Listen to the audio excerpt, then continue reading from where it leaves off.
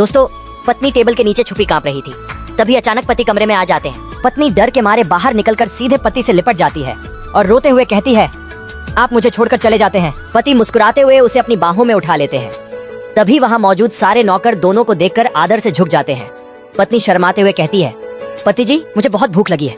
पति प्यार से बोलते हैं, ठीक है। रात में पत्नी बिस्तर पर लेटे लेटे चिप्स खा रही होती है और अपनी माँ से फोन पर बातें कर रही होती है। तब उसकी नजर एक कपड़े टांगने वाले स्टैंड पर पड़ती है। वह मन ही मन सोचती, अब मेरी हैसियत पहले जैसी नहीं रही। मेरा पति तो बहुत अमीर है।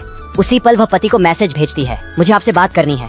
पति तुरंत फोन कर लेते हैं। पत्नी थोड़ी घबराते हुए कहती है, मुझे 18 लाख वाला कपड़े टांगने वाला चाहिए। ये सुनते ही पति अंदर ही अंदर घबरा जाते हैं और सोचते हैं, हे भगवान, मुझे तो लुटेरी पत्नी मिल गई। लेकिन कुछ ही देर बाद सच में वही महंगा कपड़े टांगने वाला पत्नी के कमरे में पहुंचा दिया जाता है। पत्नी खुशी से झूम उठती है। अगले दिन पास ही नौकर चुपके चुपके बात कर रहे होते हैं। मालकिन कितनी प्यारी है ना। तभी पति आ जाते हैं और पत्नी उनके पास चली जाती है। पति कहते हैं, चलो आज हम डिनर पर बाहर चलेंगे। पत्नी खुशी खुशी तैयार होने चली जाती है। डिनर पार्टी में जैसे ही दोनों अंदर प्रवेश करते हैं, पत्नी थोड़ी घबरा जाती है, लेकिन सबकी नजरें उन पर पड़ते ही लोग जलने लगते हैं। दोनों एक साथ बैठ जाते हैं। तभी दादाजी कहते हैं, बेटा तुम दोनों खाना शुरू करो।